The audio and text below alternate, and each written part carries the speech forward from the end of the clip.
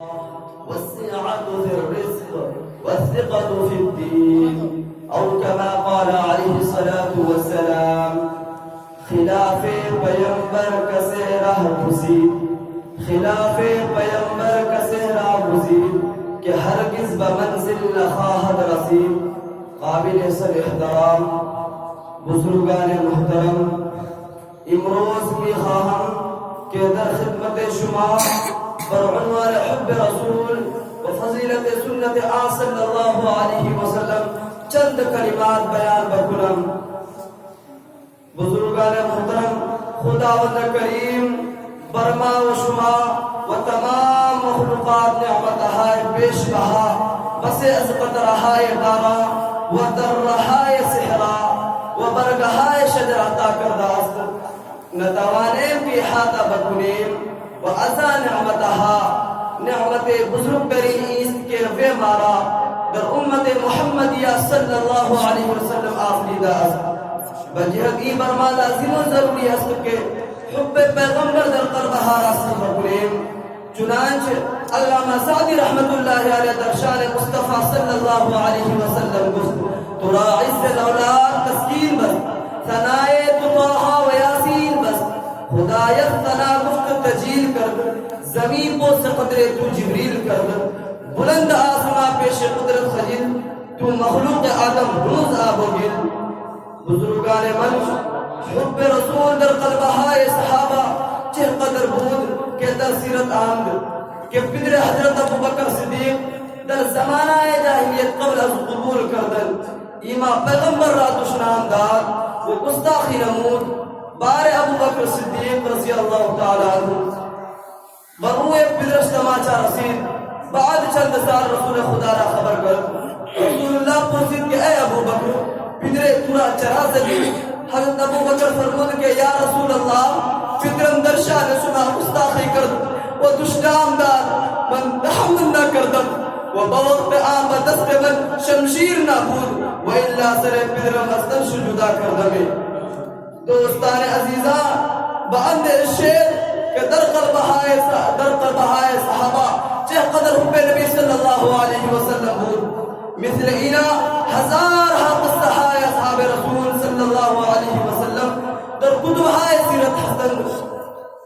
حالا عظم بکنیم و زحمت بکشیم کہ حب رسول و عظمت سنت های اچھیمنا در حیات ما و شنا خواہم برآور،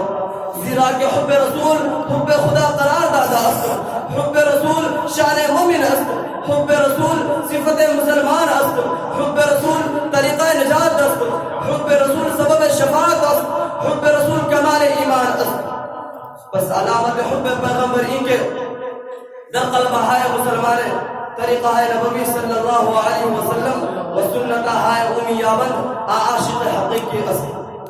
علماء کرام فرمودن کہ اہمیت سنت رسول صلی اللہ علیہ وسلم نزد خداوند کریم این قدر است کہ حج حکم و عبادت او گردنا طریقہ رسول صلی اللہ علیہ وسلم و سنت او نباشد ہرگز عمل را قبول نہ کرد۔ در روایت آمدہ کہ رسول اللہ صلی اللہ علیہ وسلم فرمود: من احیا سنتی اکرمہ اللہ باربع خصال: المحبة في قلوب البررة، والهيبة في قلوب الفجرة، والسعة في الرزق، والثقة في الدين۔ رسول خدا صلی اللہ علیہ وسلم فرمود کہ کسے سنت من در حیات زندہ می کند اللہ جل جلالہ پورا بچہار طریقہ اکرم می کند۔ اولی کے محبت او در قلب آئے فرما بردارہ می اندوزد، دوم ہی کے در قوت در قلب آئے نافرمانا رعب و حیبتش پیوست می کند، سوم ہی کے در قوت و روزی وسعت و برکت می دہد، چہرم ہی کے عامل سنت را تابن زیست بر دین کامل ثابت قدمی می دہد۔ در روایت دیگر آمدہ کہ رسول اللہ صلی اللہ علیہ وسلم فرمود: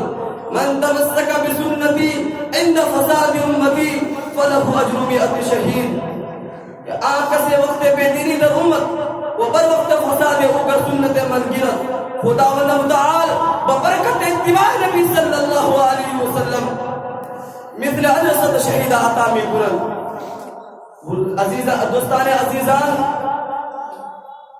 دوستان عزیزان ہزارہ عاشقان رسول و متبعان سنت رسول صلی اللہ علیہ وسلم پیوند خواہ شدند کہ مثال آہاں تا قیامت باقی ماند ایک از بزرگا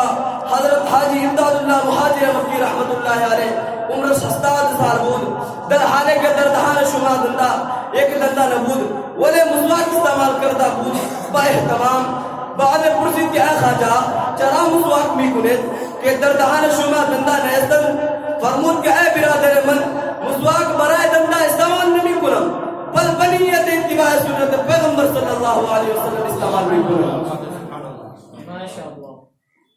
در